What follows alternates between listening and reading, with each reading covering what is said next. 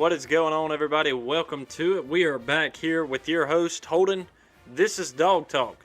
Glad to have you guys back here with me this evening. Looking forward to kind of catching up on things as we get geared up for Arkansas coming up this weekend. I know we've got a fun one in store for everybody. A lot going on. Video is going to look a little bit different here. For whatever reason, my camera decided not to work this evening.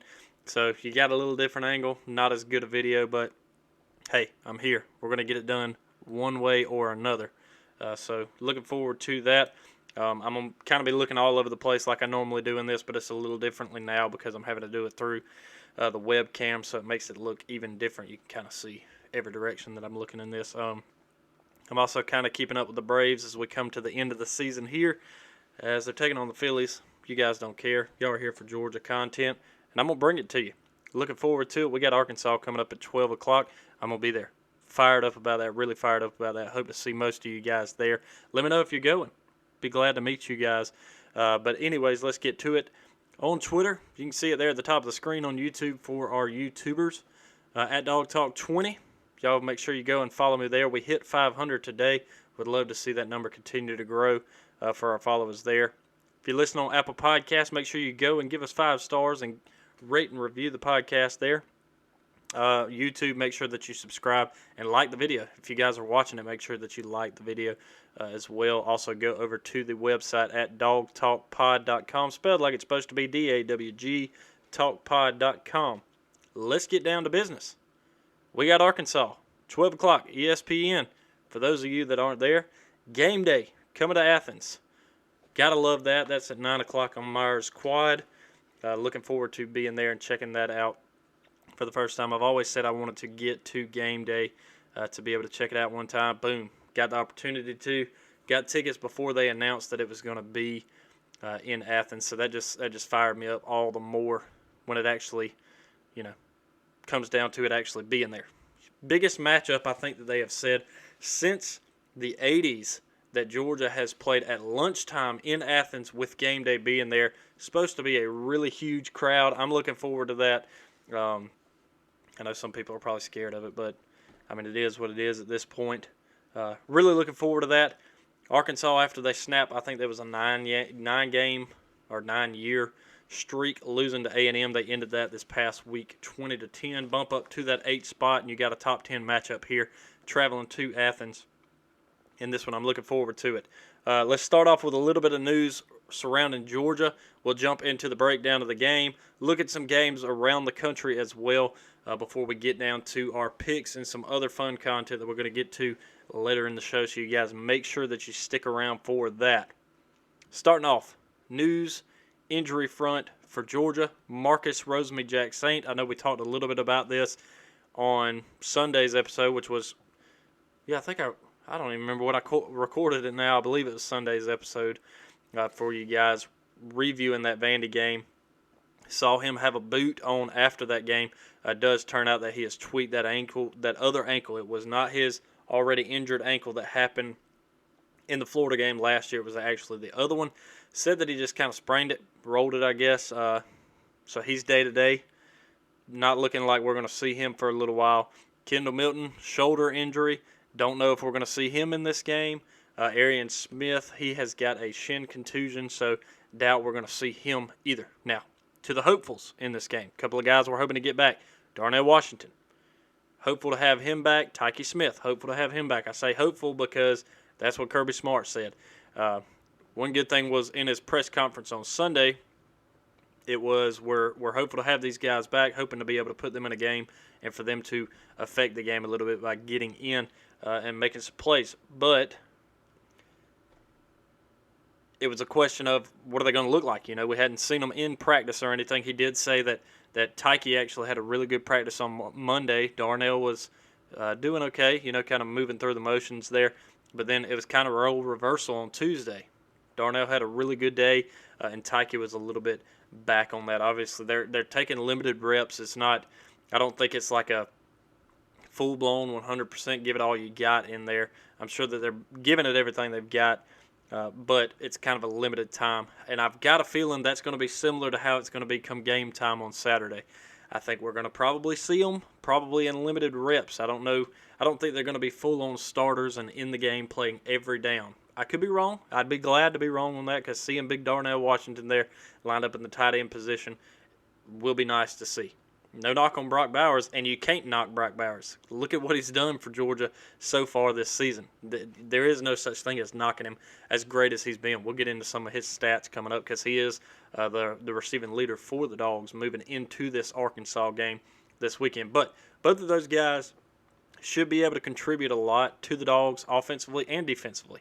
Having Tyke come in that star position, even though we've had guys in who have been able to lock that position down pretty well, I just feel like that. To me, at that point, it kind of comes down to experience. Having that experience, being in there, and as good as they say that he looked throughout summer and even in fall camp before his injury, that's just something to kind of look forward to, I guess. Darnell, we know what we've got in him. We started to see flashes of that at the end of last season. We know how big and physical he is and how much of a difference he can make. Seeing some of the footage of him in practice, I think it was Monday, unreal. Just how big he is in comparison to some of the guys that he's going up against. So we'll be glad to have them back in there. We'll see just how much we're going to see him in there. Dominique Blaylock, he's still battling that hamstring. Doubt we're going to see him in this one, even though I think it's marked as day-to-day. So that's, take that for what you will, I guess, because I hate it for him. Been battling back, trying to get back, and unfortunately just not going to be able to get back anytime soon, it looks like, after, battling all with his ACLs and now the hamstring coming up. All right, let's basically go ahead and jump into, I guess I could talk a little bit about, I think I talked about it Sunday, though. Kirby's calling for everybody to be there early, be loud, and elite, talking about how the team's elite, the fans should be elite as well. We're going to do that. If you guys are going, make sure you get there early and get there and be ready. Be ready to be loud and proud for the Dogs. I know I will. Trying to think if there was anything else. I feel like we had something else that came up, but I can't think of it right off the top. Oh, yeah. Had a commit. Was it Kalen Lee? 2023 4-star D-back, defensive back commit, I believe it was. I didn't have it on my sheet here, but I think I remember enough for him to be coming in out of Cedar Grove. Seems like that's one guy on Twitter actually mentioned that to me. That's just where the Dogs come from. We get so many Dogs from that area. So glad to have him coming in the 2023 class. Shout out to him. I know I shouted him out on Twitter, and we'll get to some more of the Twitter content coming up here shortly. But, hey, let's go ahead and jump into this Arkansas game real quick. Jumping right into it. Matchup predictor. The FPI. Coming from ESPN. 10.9% chance for Arkansas to make it or win this one. 89% for the Dogs. Coming in 4-0. Both. Well, Georgia's 4-0. 2-0 in conference play. Arkansas 4-0. 1-0 in conference play. Here are your stat leaders in this one so far. Funnily enough, singular player-wise, Arkansas leads a lot of these categories. KJ Jefferson, 46 for 78, 844 yards, 6 touchdowns, 2 interceptions. JT Daniels for the Dogs, 54 for 71, 567 yards, 5 touchdowns, 2 interceptions. On to the rushing category, Arkansas's Traylon Smith, 59 carries, 298 yards, 3 touchdowns. For the Dogs, you got Zamir White leading the category now, 37 carries, 207 yards, 2 touchdowns. On the receiving category for Arkansas, Traylon Burks, 19 receptions, 373 yards, 2 touchdowns. Dogs, Brock Bowers, talked about him a minute ago, 18 receptions, 272 yards, 4 touchdowns. 2 of those came last weekend against Vandy. Good to see that. They lead all those categories, but this is where they don't lead. So let's take a look at this. Points per game. Arkansas is putting up 35.8, putting up a pretty good number. The Dogs outdoing that. 42 is what we're averaging right now. Giving up, this is defensively. Arkansas is giving up 14.5. The Dogs are only averaging 5.8 points a game. Total yards, Arkansas does have this in the bag, 480 yards. Dogs are right behind them at 454.5. Through the air, the Dogs actually do lead that. Sorry, I keep looking over here like the camera's there. Yards passing, the Dogs lead that one, 277.3 to Arkansas's 219. Arkansas does rush the ball a little better so far, 261, 177.3 for the Dogs. Looking at defensively, again, yards allowed, Arkansas is given 267.3. Dogs only giving up 181.8. 66 on the ground, 115.8 through the air for the Dogs. On the other side, they're pretty balanced as far as defense goes, giving up 144 yards through the air is Arkansas and 123 on the ground. Looking at those stats right there alone, you can tell Arkansas, what do they want to do? They're going to run the ball. And if they can run the ball, they can be effective.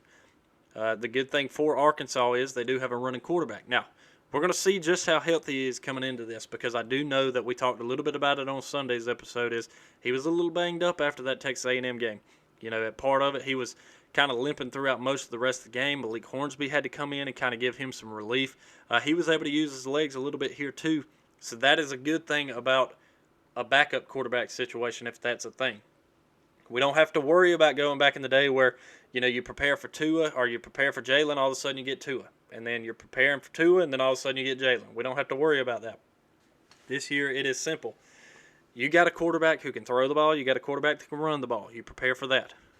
In my opinion, let's stop the run, have our D-backs, you know, or have our safeties and everybody ready on the back end for a bomb play coming down.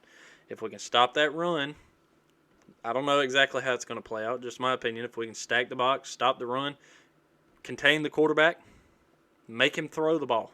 KJ Jefferson is able to put the ball downfield. He's accurate. He's got a good arm. So can't sleep on that. That's where deep, the question that we've had, can we be effective on the back end? Or are we going to get exposed on the back end? Saturday, I think, is going to be that opportunity to get that question answered. I think if the Dogs can stack the box, contain the quarterback, stop the run, make sure that your back end is covered, I think you stand a good chance to win this ball game as long as those guys on the back end can do the job. Lewis Seen looked really good. Keely Ringo, he's locking it down over there.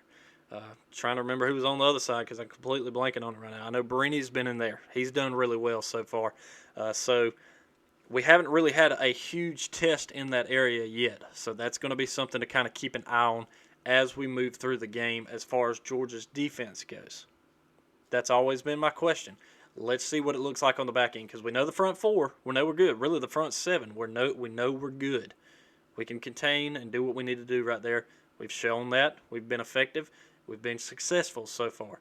Let's see how our back end works in a situation where we're having to contain a quarterback as well as stop that run game that Arkansas has been able to lean on, and they've been very effective at it. You saw it against Texas A&M, a team whose defense we thought was also extremely elite and dominant. They were exposed in areas. Arkansas was able to run the ball, both quarterback and running back. They were also able to throw the ball deep, had a couple of really big passes in that game as well. So we have to be able to limit things all the way around. And I know if you really listen to that, you're kind of thinking, okay, so in other words, you're saying you got to play defense and stop them from moving the ball. Yeah, I mean, that's all there is to it. But I'm not nearly as worried about us stopping the run game as much as my concern, and still, maybe I shouldn't say it like that. Maybe I should just say my question is still, what do we look like on the back end? Are we going to be able to cover those guys when they try to get deep? You know, you're looking at the Traylon Burks there who can get deep on you. He did it last weekend against Texas A&M. Traylon Smith, he was able to run the ball extremely well for Arkansas. KJ Jefferson, again, he can get loose with his legs and he can throw the ball. So they have got all-encompassing factors as far as offense goes to test our defense. And we've got to be tested for 4 quarters. We're not going to be tested for 2 quarters in this game. I don't see this being a game where Georgia's up 28-3 at the half. I could eat my words on that, and trust me when I say I'd love to be up 28-3 at the half and go from there. But I think that this is going to be a pretty strong battle throughout the game, that defensively we have to step up in big ways. But offensively, which we're about to get to, we've also got to make things happen. We've got work to do offensively as well. We looked really good last week against a Vanderbilt team that we should have looked good against. We didn't sleep into that game coming in at 12 o'clock. One good thing about this game being at 12 o'clock, I know there's a lot of complaint about it being at 12 o'clock. One good thing about it is Arkansas, it's 11 o'clock their time. If anybody should come into this game and not be awake for it, it's Arkansas. They're coming in an earlier time for what their mental clock is used to being on. Whereas Georgia, you're used to it. It's lunchtime. It's a normal thing on a Saturday for you. Those 7 o'clock games is when you have all that anticipation up to the game. It's like, can we just play already? You don't have to worry about that. You're going to wake up, get things rocking and rolling, 9:45 dog walk. We're going to hit the field and be ready to rock at 11 o'clock. So an hour later when kickoff happens at 12, the Dogs should be ready. And I know the fans will be ready as well. So let's look at offensively. The things we have to accomplish in this offensively. We're doing good. Passing the ball, 277.3 yards is what we're averaging right now. What we need to be more effective on is that 177.3 on the ground. It looks to me, just looking at the defensive stats for Arkansas, Georgia stands a chance to be able to run the ball in this situation. They are giving up 123 yards on the ground. So if we're able to put up that 150 to 170, what we're averaging right now, we may be in a good situation, especially if we're also able to put up 200 yards through the air. I think we can be pretty effective there. You're looking at a pretty even, almost 400 yards on a game. Does it take more than that for our defense that has been as locked down as they have to be able to do it? Same questions are involved this week as they really were last week, and that's this. Not as concerned defensively. We've talked a little bit about that, but offensively, we've got to get these running backs loose. We started to see those holes open up again. One thing I also want to see is can we put a running back in there, let him catch a groove, and when he catches that groove, let him go. Let him go for a little while until he needs that breather. Put somebody else in there, or you get in a situation where he's gone, 2-3 sets or 2-3 drives or 2-3, blanking on what I'm trying to say right here, first downs, conversions here. And maybe then that's the time, all right, now let's bring in some fresh legs, keep this ball rolling. I would like to see that. I'd like to see the running backs get in, get comfortable, catch a groove, and be able to work behind these guys, because I think there's times where you put like Zeus in, and he may be running behind a line trying to find a hole, can't really find one, busts through a little bit, gets a couple of yards. Well, then the next play, he's moving, okay, he finds a little hole, gets a few more yards, and then boom, we make a swap. Well, maybe he's just starting to get in that groove. Okay, I found me a hole here. I need to wait a little bit here, bust it outside there. It's moving through his head. Well, now he's sitting on the sideline going, okay, well, I can't do it now. I've got to wait until it's my turn to do it again. So I would like to see a little bit of that. Some more consistency of having a running back in there for a little bit longer. Trust me, I get that you want to have fresh legs in there, but I also understand that we need to start catching a groove. I'm curious to see if Georgia's going to do that this week. I feel like we will. I feel like that could be part of Kirby's game plan. I haven't heard him say it. So something to kind of keep an eye on there as far as that goes, to what exactly are we going to do in that situation. Are we going to leave a guy in there, let him catch a groove and move, or not? O-line got to be consistent in this one.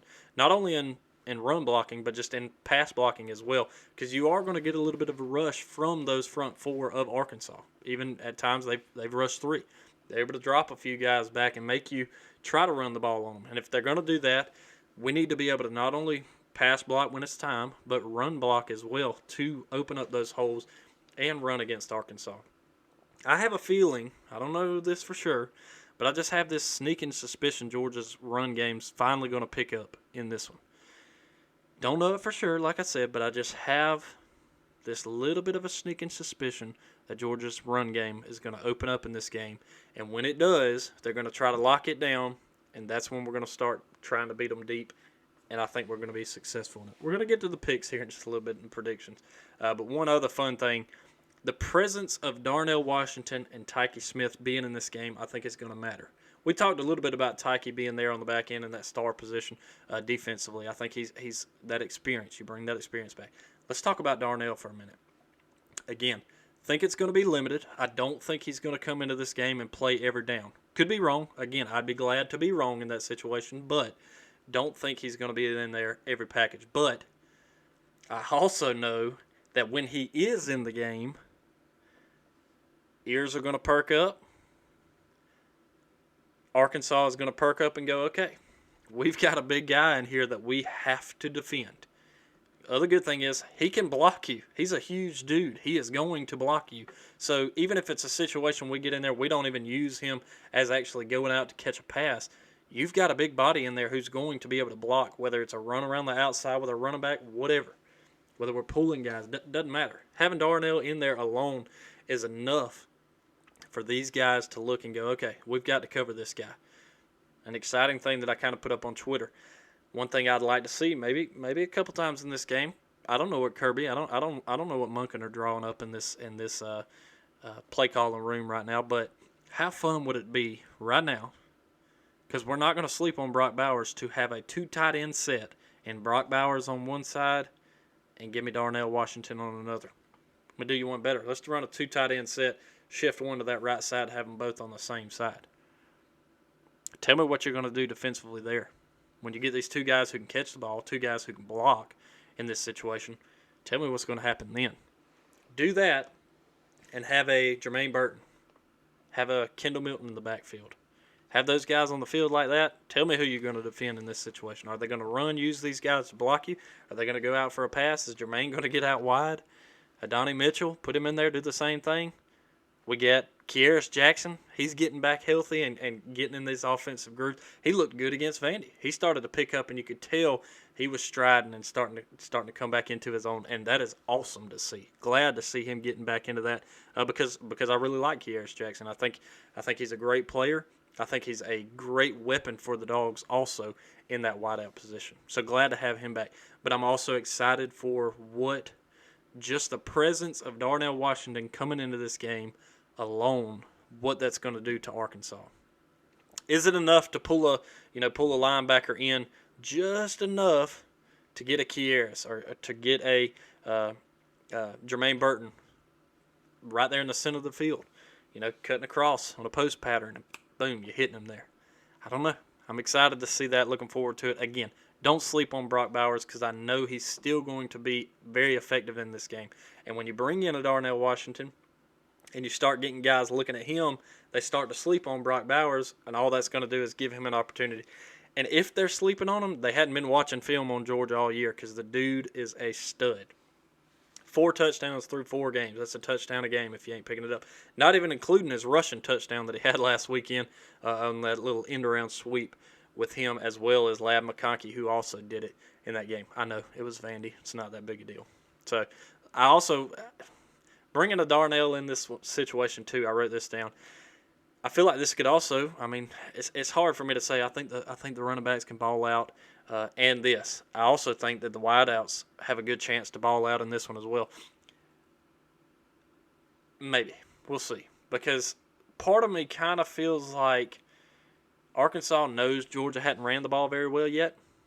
And instead of trying to push that to see if that's going to work, I feel like you could run into the same situation like you did against Clemson, where they're dropping 7, dropping 8, dropping guys back, make you run on them, and see if you can get any kind of momentum on the ground. And if you can't get any momentum on the ground, they're going to make you throw the ball, and then you got tight coverage. Could start to become a really low-scoring game if that happens, but again, I really feel like the ground game should pick up in this one. I also wrote this down, going back kind of to that defensive side of the ball. We've got to be able to shut down the run game, and the quarterback's the biggest thing. That's another question for me. We hadn't really played a game where we're having to defend a scrambling quarterback, where you're also having to account for him being able to get loose as well. And again, this goes to Arkansas' side of things. Will KJ Jefferson be full tilt in this game? Is he going to be a full go? Like we talked about off the top of the show, he's a little banged up. Was a little banged up in that Texas A&M game.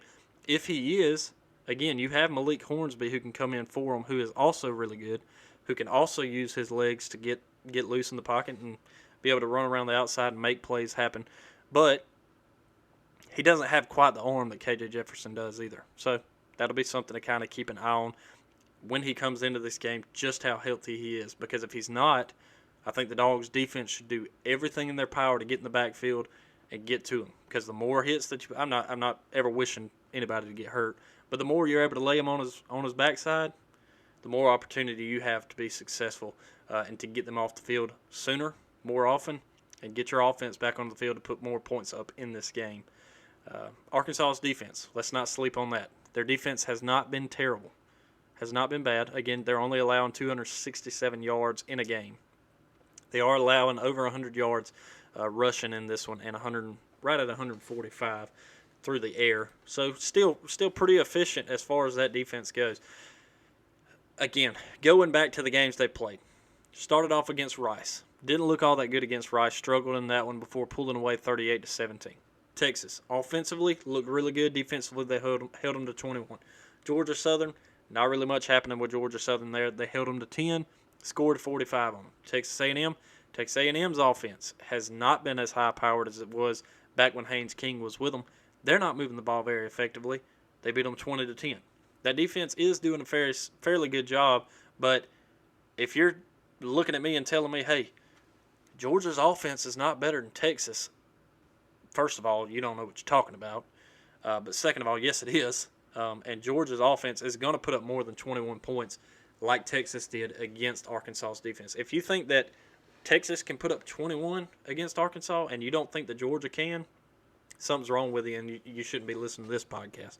Just my opinion. But that's what their latest is as far as their games. Looking back at Georgia's. Obviously, we struggle with Clemson. Clemson's not nearly what they thought. I mean, it's crazy to think week 1 they're ranked 3rd. We're ranked behind them. Now they're ranked 25th. Georgia's still 2nd, obviously. But 10-3 game, defensive battle. Clemson did what they had to do to stop that. We look back and we realized that, okay, supposedly JT Daniels had no bleak string in that one. Wasn't really able to throw the ball. Was very uncomfortable in that game. You only pull it out 10-3. Hey, but a win is a win nonetheless. Pick it up from there. UAB, not a terrible team. Also not a world beater, 56-7.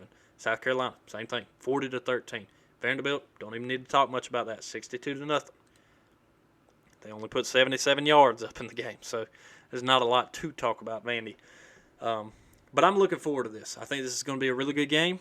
I think the first half, I've got a feeling, is going to be kind of figuring things out, seeing what their defense is looking like. They get to see what our defense is like, but they're also not going to have played a team whose defense is as stout as ours, while also offensively being able to move the ball as well as Georgia is going to be able to move the ball in this game.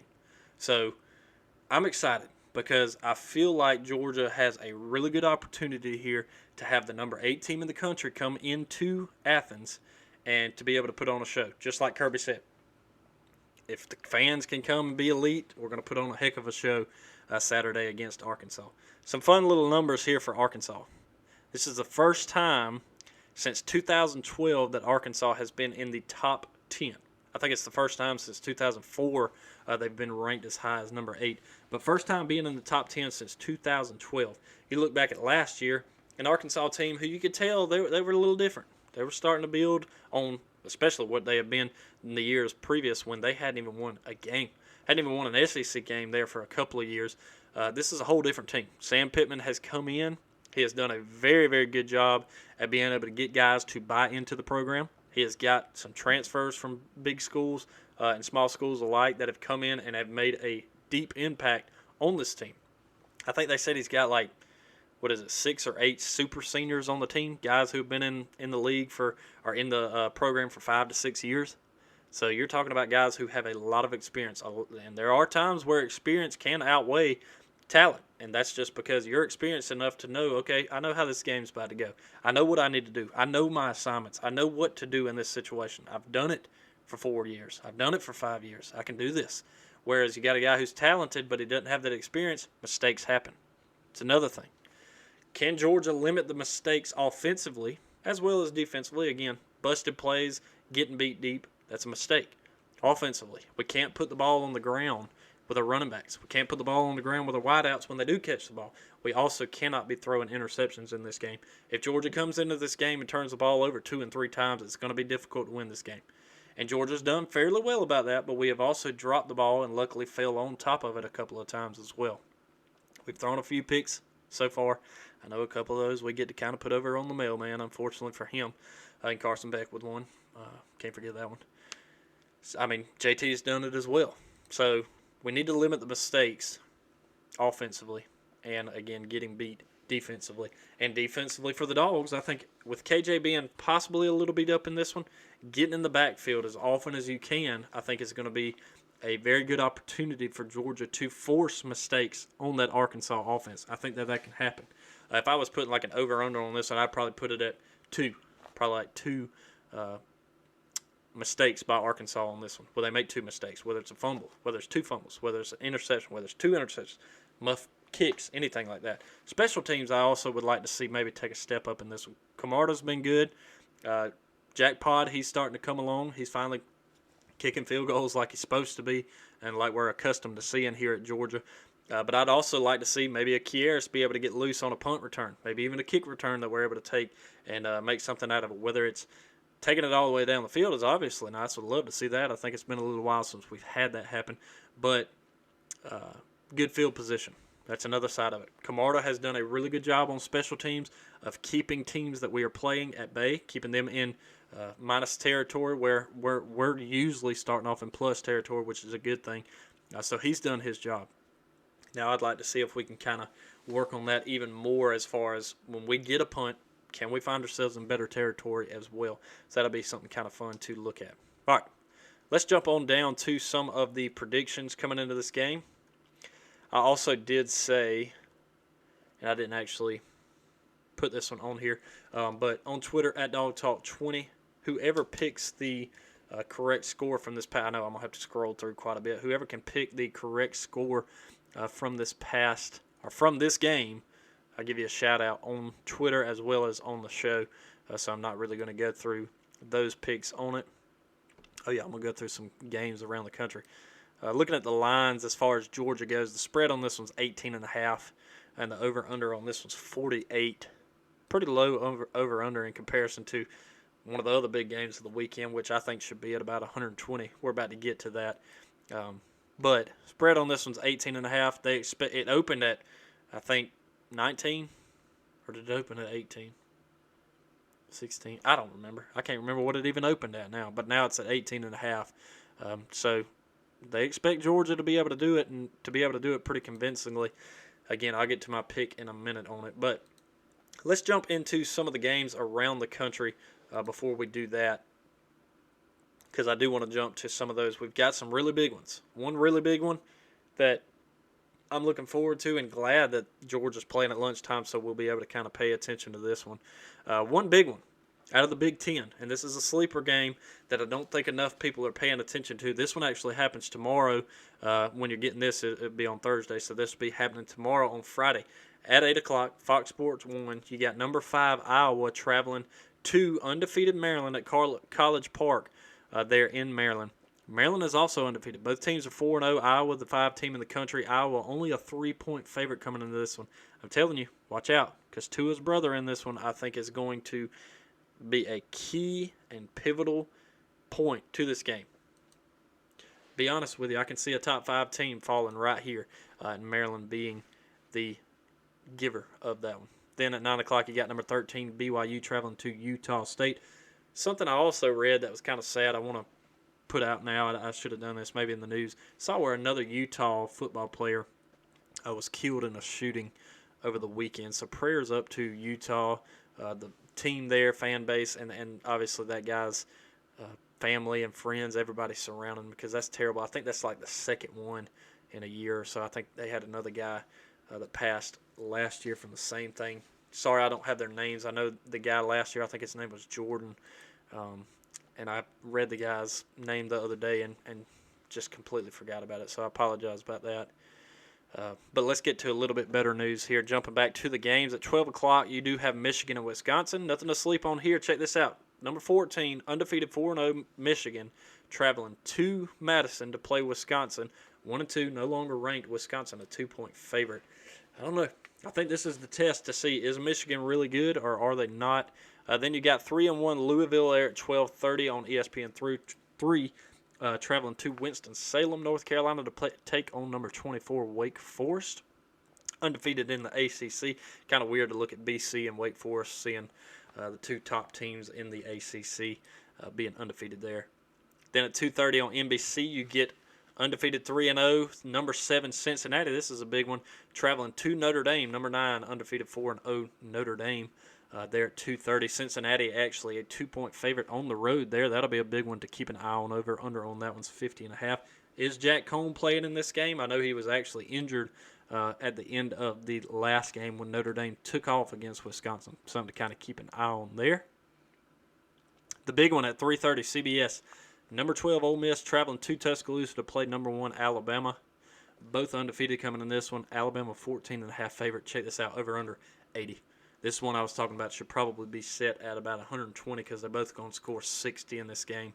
Just my opinion. But anyway, 3:30 on ABC. You get Oregon and Stanford.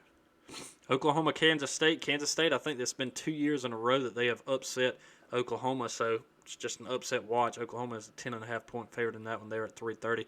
Ohio State, Rutgers. Rutgers played Michigan really well last week. Some people are calling for Ohio State to come alive in this game. They are a 15-point favorite. I don't know. We'll see. Rutgers, I don't think is a bad team. I think this game's pretty close, just like the Michigan game. If they're, I don't know. Here at Shai Stadium, Rutgers may be able to do something. 3:30, Big Ten Network.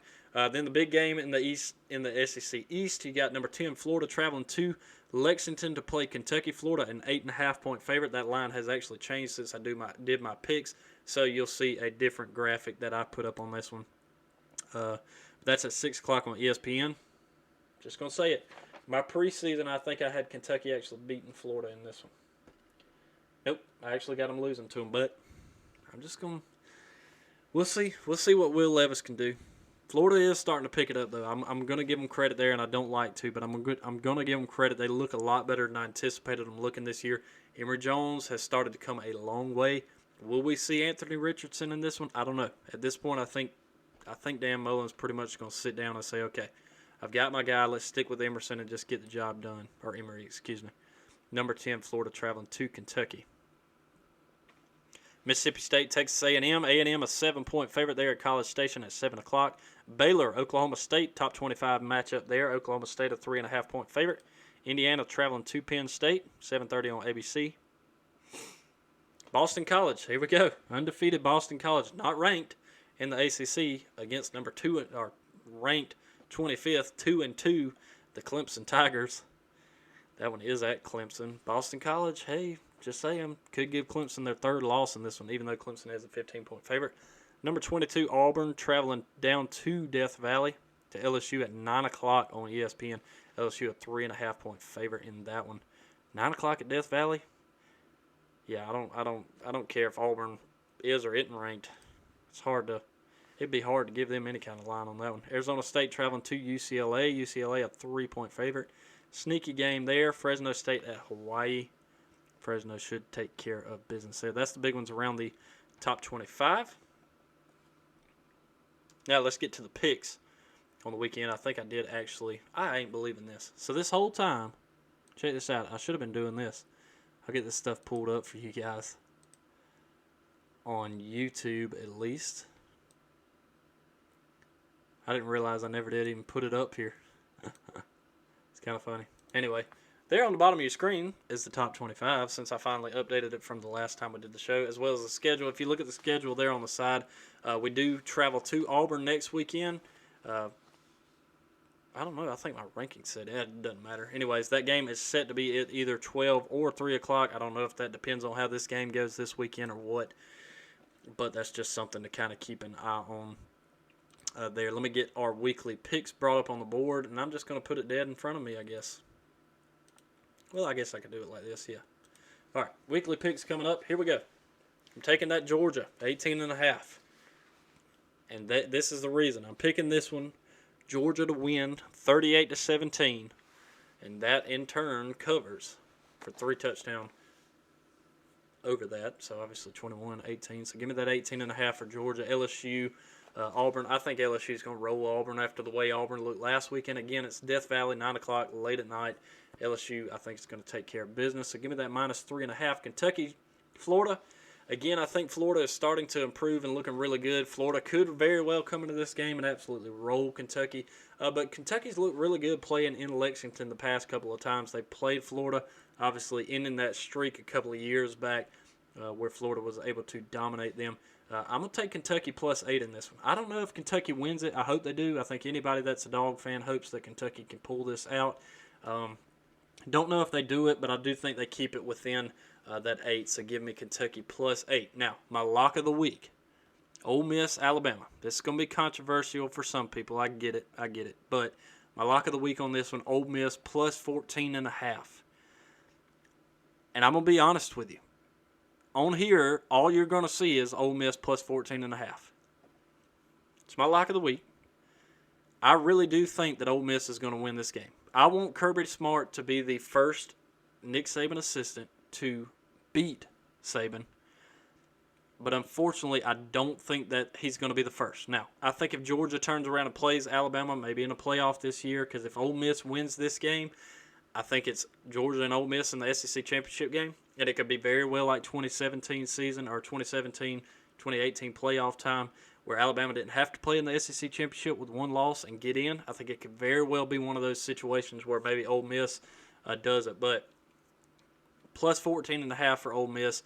I very well believe that Ole Miss could beat Alabama in this one, and Lane Kiffin could be the first assistant to take down Saban. Just because, especially when I look back at the way that Florida was able to play with Alabama. That first half, that first quarter especially, they didn't. But from that point forward, Florida started to run the ball on Ole Miss and did a very, very good job.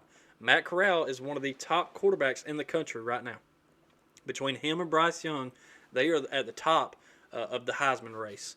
And rightfully so. The biggest thing on this game is Matt Corral cannot make mistakes. If Matt Corral comes into this game and throws 2 or 3 interceptions, Ole Miss loses this game. But I think both defenses are better than they were last year. But I still think that this is going to be an extremely high-scoring game with Matt Corral, with Ely back there running for them, as well as with Bryce Young, also having Brian Robinson Jr. Running for Bama. So I think this is going to be a tight game. I like that plus 14.5 for Ole Miss.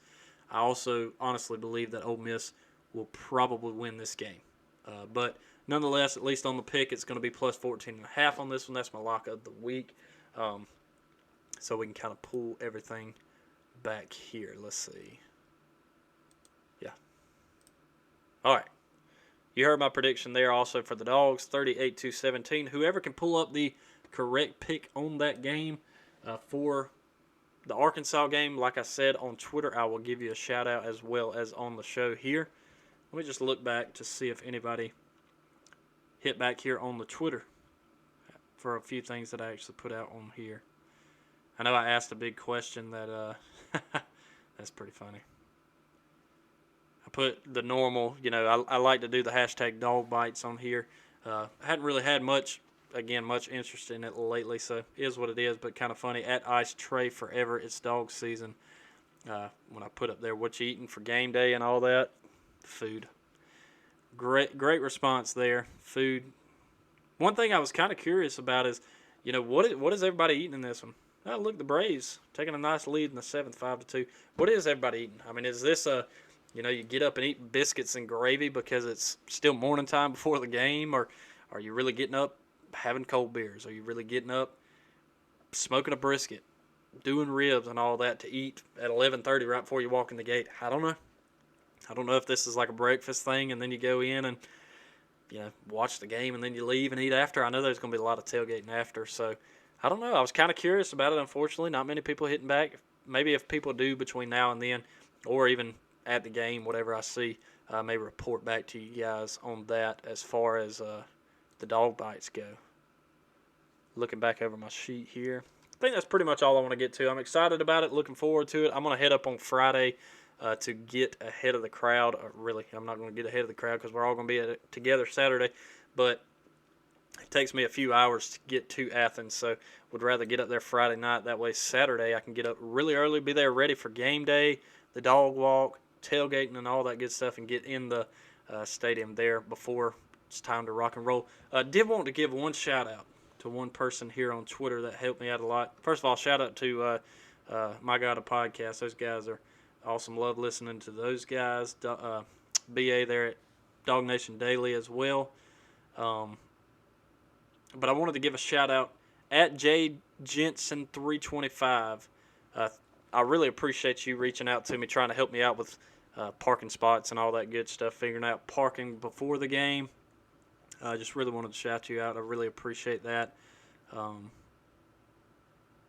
Always fun there. Let's see.